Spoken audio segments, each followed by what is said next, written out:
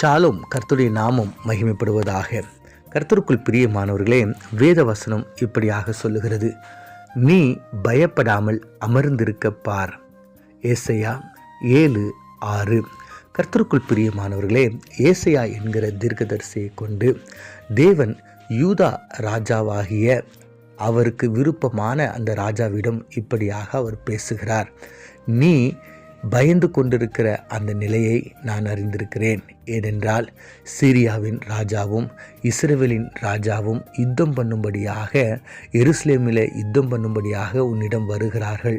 நீ அவர்களுடைய காரியம் என்னவாயிருக்கும், அவருடைய எண்ணங்கள் என்னவாயிருக்கும், அவர்களுடைய திட்டங்கள் என்னவாயிருக்கும், அவர்கள் எங்களை அழிக்கும்படியாக அநேக விதமான திட்டங்களோடு கூட வருகிறார்கள் என்று நீங்கள் கலங்கி கொண்டிருக்கிறீங்க. ஆனால் நீங்கள் கலங்க வேண்டிய அவசியம் இல்லை என்று கர்த்தர் சொல்லுகிறார்.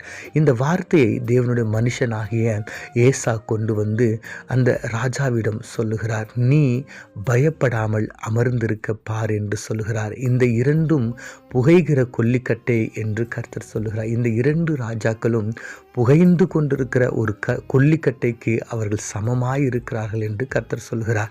7வது வசனத்தில் எப்படி சொல்லுகிறார்? கர்த்தர் ஆகிய ஆண்டவர் அந்த ஆலோசனையை நிலை நிற்பதில்லை, அதன்படி சம்பவிப்பதும் இல்லை என்று கர்த்தர் சொல்லுகிறார். அந்த ராஜாக்களுடைய காரியங்கள், ஆலோசனைகள் நிலை நிற்காமல் போகும், அவர்கள் நினைத்த பிரகாரம் அது நடக்காமல் போகும் என்று கர்த்தர் உறுதியாய் சொல்லி அந்த இடத்துல கர்த்தர் ஒரு அடையாளத்தையும் தருகிறார். என்னன்னா, நீங்கள் வேணால் பாருங்கள், இன்னும் கொஞ்ச நாட்களில் உங்களுக்காக ஒரு இம்மானுவேல் பிறப்பார் என்று, ஒரு கர்ப்பவதியாகி, ஒரு கன்னிகை கர்ப்பவதியாகி குமாரனை பெறுவார், அவருக்கு இம்மானுவேல் என்று பெயர் வையுங்க என்று கர்த்தர் சொல்லுகிறார். ஆம் பிரியமானவர்களே, ஒரு ஆறுதலான ஒரு சூழ்நிலையை கர்த்தர் இந்த இடத்துல தன்னுடைய பிள்ளைகளுக்கு தருகிறார். ஒரு வாக்குத்தத்தத்தை கொண்டு தன்னுடைய பிள்ளைகளை அவர் பலப்படுத்துகிறார்.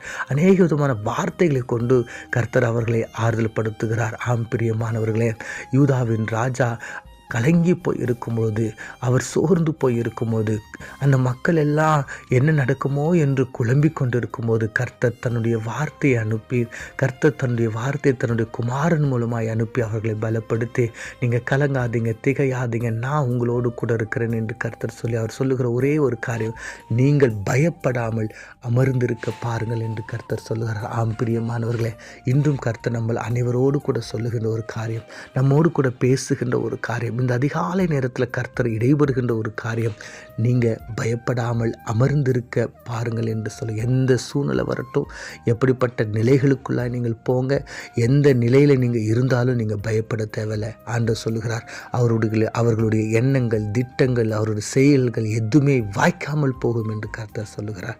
ஆம் பிரியமானவர்கள், அந்த விசுவாசத்தோடு நாம் ஆண்டவரை நோக்கி நாம் செபிப்போம். கண்களை மூடி நாம் செபிப்போம்.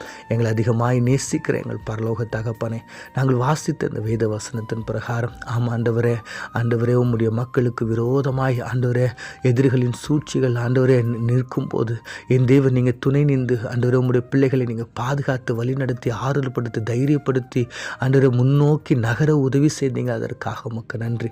எங்களுடைய வாழ்க்கையிலும் அப்படிப்பட்ட நிலைகள் ஆண்டவரே நாங்கள் உம்முடைய சமூகத்தை நோக்கி பார்த்து பயப்படாமல் அமர்ந்திருக்க கற்றுக்கொள்ள எங்களுக்கு உதவி செய்யும்படியாய் இயேசுவின் மூலம் செபிக்கிறோம் நல்ல பிதாவே. ஆமேன்.